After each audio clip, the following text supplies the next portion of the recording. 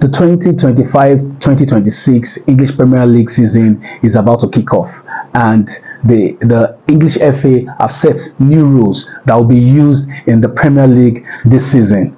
What I love about the English FA is that their disciplinary rules are top notch. Nobody gets away with anything that is being debated over the season or after the season or during the season.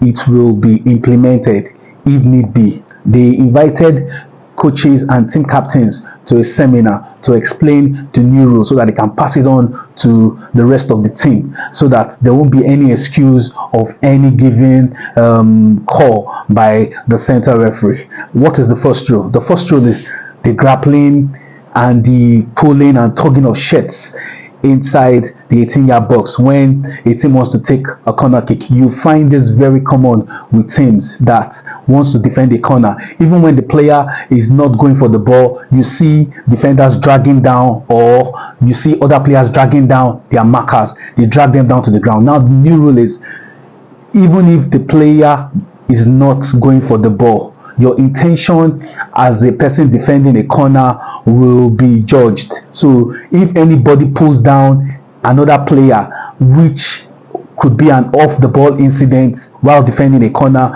your team would concede a penalty. I think that's a good rule. Your intention as a player defending a corner really matters in this type of situation, because there have been several calls of players being dragged down in the box unruly, but the FA have now looked into it. They now believe if they implement this rule, I think there will be fairness in when an opponent have the advantage during the corner kick.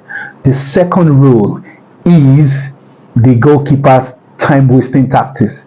There will be no time-wasting tactics from the goalkeepers again. The goalkeepers have been given 8 seconds to decide when to kick the ball out. So after 8 seconds, if they don't kick the ball out, the referee is going to penalize the team and give the opponent a corner kick. They're going to award the opponent a corner kick. If it's been done the second time, the goalkeeper will be awarded a yellow card. Will be given a yellow card for time wasting. So there is no need for time wasting or running down the clock as goalkeepers do. Once you've held the ball as a goalkeeper within your hands and your arms, you have 8 seconds. So the referee times it immediately. You have you grab the ball, and that will be key. So it makes the game flow properly, so that it won't be you're running down the clock on your opponents to frustrate them to have all your 3 points, or even if it's a draw that you're looking for, or even if it's a win that you're looking for. So now teams will now be on red alert to know when to release the ball. Team goalkeepers, most especially. So defenders and everybody will be shouting, be backing instructions on the goalkeeper to release the ball on time, and players too will be making their moves on the pitch so that they'll be in a good position to receive the ball from the goalkeeper. But once the ball is being dropped by the goalkeeper on the turf, he cannot pick it with his hands again, so it doesn't count that way. But it only counts when the goalkeeper is grabbing the ball, he's holding on to the ball. The third rule is the captain's only rule. This rule, it has been simplified, it has been modified. Only captains are now allowed to approach the referee when a complaint is being made. Probably a referee makes a controversial decision, or makes a call that does not sit well with a particular team. Players surrounding the referee and arguing will no more be allowed. The English FA has now said only team captains. So the referee is going to indicate that anybody that he wants to speak to will be the captain. So only the captain can come towards the referee, and he also has to caution his players with the use of words so that they don't use bad language, because it can cost their team being brandished a yellow card or a red card in the process. So teams that have goalkeepers as their captain would have to appoint their assistant captain to always approach the referee when need be, when such calls are being made during a football match. So players surrounding the referee, trying to make their complaints known and all of those stuffs, and shouting and pushing and tugging and everything will not be allowed. So the captain is only allowed to approach the referee. Probably the referee will just call the captain out of the crowd, and they will now discuss. He will now tell the player, this is why I made this call, or this is why I gave this card, or this is why I made this decision. Another fantastic way of cutting down on the excesses of players when it comes to temperament. Number 4 rule is double touch at penalties. This rule is an interesting one. During the Champions League round of 16 between Real Madrid and Atletico Madrid, Julian Alvarez, stepped up to take a spot kick and his leg touched it twice.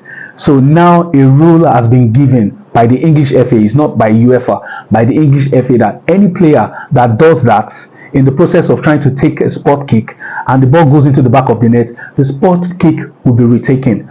But if the ball doesn't score, the spot kick will be awarded as a corner kick. Wow, this is a unique feat. So players that will be stepping up between 9 yards to face the goalkeeper must be careful of this. They must be wary of this, because now the rule is, if the ball hits the back of the net, it will be retaken. But if the ball goes out as a loss or probably saved by the keeper, the ball will be announced as a corner kick to the team that played the penalty. So the advantage will be reduced. If the ball is given as a corner kick, the advantage will be reduced. But if the spot kick is retaken, the advantage still is 50-50 for you to convert. So teams should be wary of this. The issue of drop balls have also been addressed in the rule. So this brings us to rule number 5. Drop balls that occur outside the penalty area. The team that likely has possession of the ball will be given the advantage. So if a team is attacking another and there's a call for a drop ball, probably the referee got into the way of a pass trying to get to another player or something else, or the referee makes a call and the game was stopped. So the drop ball incident will be given to the team that most likely has the possession. I think this is a little bit easy and fair and it is something players should understand. It is easy to understand. So the last call is interference of players running to the pitch or staff of the bench running into the pitch while play goes on. Sometimes you see such incidents occur or happen in a game. While play has been restarted, probably a player was taken out due to injury. He quickly wants to get back without approval from the fourth official at the center line. Outside the pitch, the player runs in back, or the referee has not called a medical personnel to come and check the play, and he runs into the pitch without this thing. It's going to attract penalties. It's going to attract penalties like free kick or a yellow card. A yellow card, and probably a player might be on a yellow card. Probably a player has been yellow carded before, and during that incident he was found guilty. He will be shown the second yellow card. So in case of a player that does not have any yellow, you'll be brandished a yellow card. So a penalty will be rewarded. When I mean penalty, not from the spot kick, your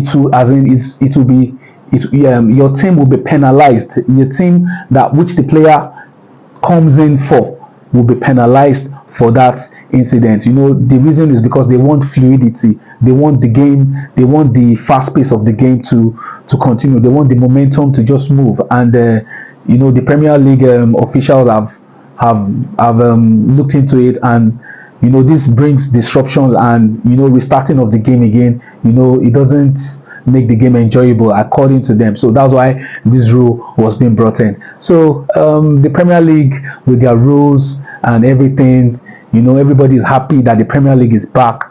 Who is your team? Who's winning this title? Will decisions like this influence a team that will lift the trophy, or will it be of disadvantage to teams that are winning games, that are in winning positions before they now lose maximum points, or before they drop points, or before a player gets sent off or might even lead to an injury. So let's see how this rule pans out.